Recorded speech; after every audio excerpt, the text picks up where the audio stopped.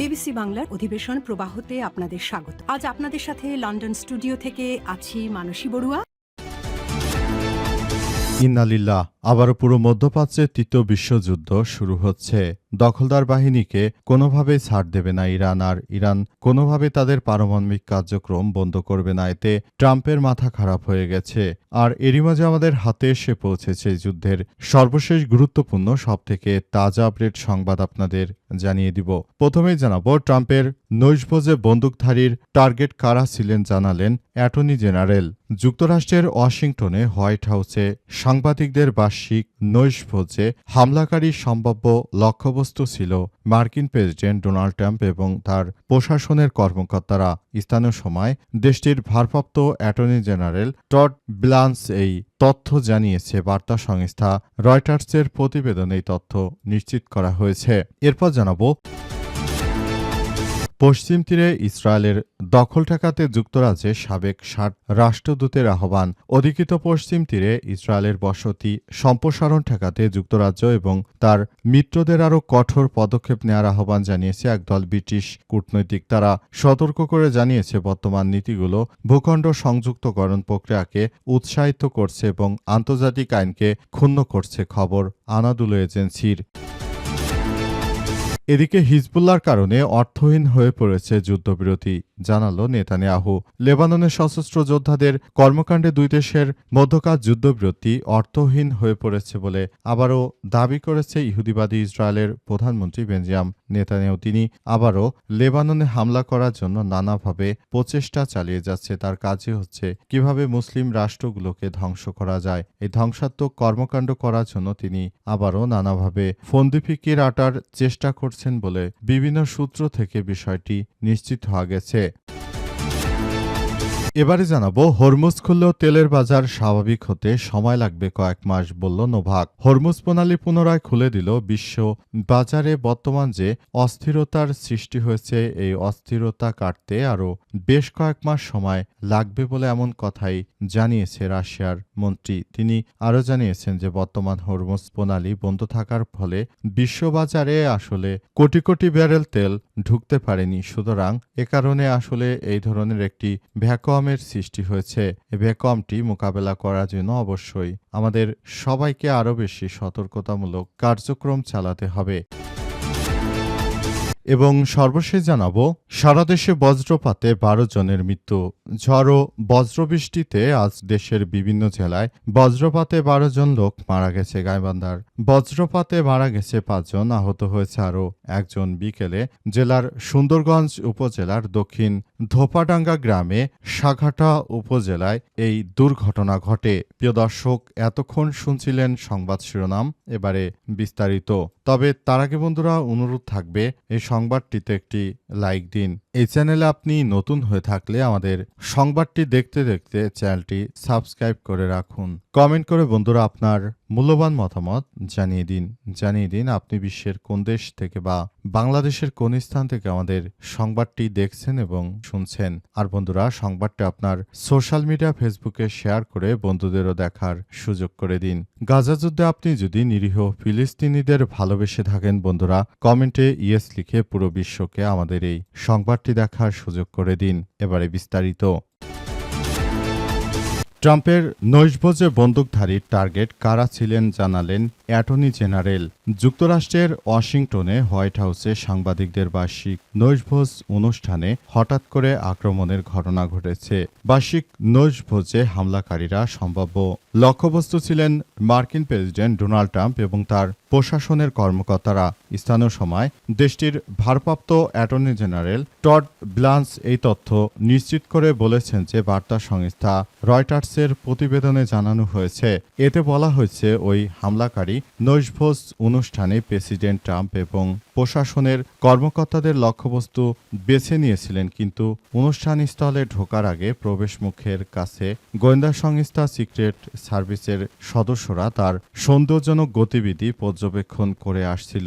এ সময় তাকে বাধা দেয় সিক্রেট সার্ভিসের সদস্যকে লক্ষ্য করে গুলি চালানো হয়। পরে সিক্রেট সার্ভিস ও আইন প্রয়োগকারী অন্যান্য সংস্থার সদস্যগুলিরা হামলাকারীর গুলি বিনিময় হয়। প্রতিবেদনে বলা হয়েছে, ওয়াশিংটনের হিলটন হোটেলে তল্লাশি পয়েন্টের কাছে শটগান থেকে সিক্রেট সার্ভিসের সদস্যকে লক্ষ্য করে প্রথম গুলি চালায় হামলাকারী। পরে সিক্রেট সার্ভিসের সদস্যরা তাকে জাপটে ধরে ফেলেন এবং তাকে নিয়ে যাওয়া হয়।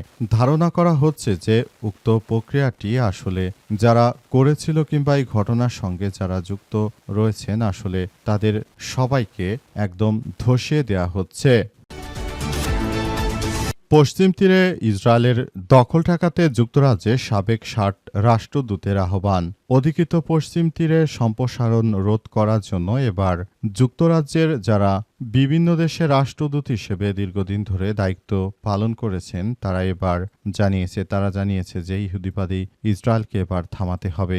যদি দখলদার ইসরায়েলি বাহিনীকে এবার না থামানো যায় ভবিষ্যতে তারা হয়তো আরও বেশি সমস্যার সৃষ্টি করতে পারে। সুতরাং এসব বিষয়গুলো নিয়ে খুবই গুরুত্ব সহকারে সবকিছু করার জন্য উদাত্ত আহ্বান জানিয়েছে এসব রাষ্ট্রদূতেরা। তারা বিশ্বের বিভিন্ন দেশে কর্মরত অবস্থায় ছিলেন এবং তারা আরও পুরো প্রক্রিয়াটি নিয়ন্ত্রণ করার জন্য তারা আসলে কাজ করছিলেন বলে জানা গেছে।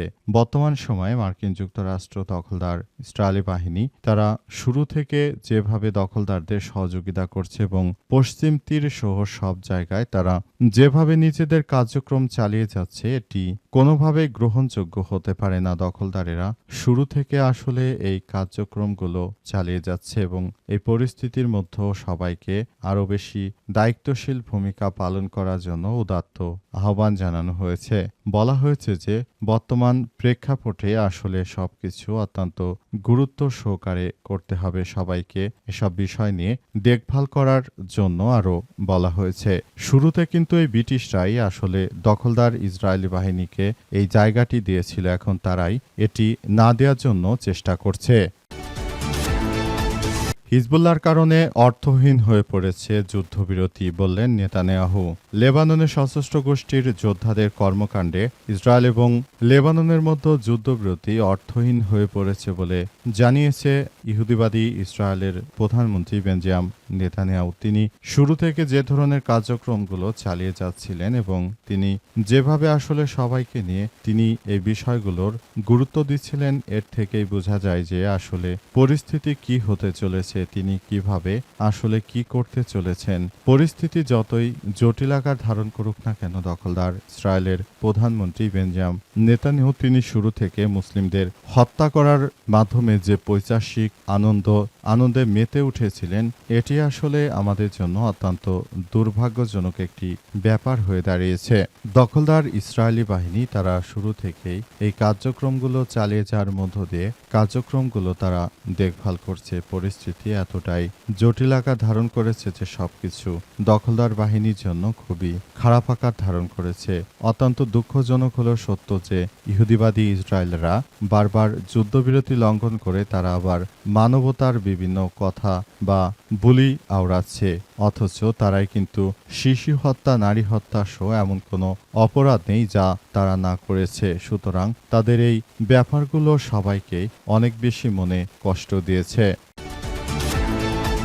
হরমুজ খুললেও তেলের বাজার স্বাভাবিক হতে কয়েক মাস সময় লাগবে বলছে নোভাক। হরমুজ প্রণালী পুনরায় খুলে দেওয়া হলেও তেলের বাজার পূর্বের অবস্থায় ফিরতে কয়েক মাস সময় লাগবে বলে মন্তব্য করেছে রাশিয়ার উপপ্রধানমন্ত্রী আলেকজান্ডার নোভাক। খবর আনাদুলোর আজ রাশিয়ার মধ্যপ্রাচ্য সংস্থা ভিজিটিআইআরকে দেওয়া এক সাক্ষাৎকারে নোভাক বলেছেন, মধ্যপ্রাচ্যের সংকটের কারণে বিশ্বজুড়ে জ্বালানি সম্পদের ব্যাপক ঘাটতি দেখা দিয়েছে যা স্বল্প সময়ের মধ্যে কাটিয়ে ওঠা সম্ভব নয়। নোভাক আরও জানিয়েছেন যে সংকটটি খুবই গভীর এবং এই সময় বিপুল পরিমাণ ব্যারেল তেল বাজারে পৌঁছায়নি এবং হরমুজ প্রণালী দিয়ে বিপুল সংখ্যক জাহাজ আটকে পড়েছে, তাই স্বাভাবিক অবস্থাতেই এটির ভারসাম্য নষ্ট হয়েছে।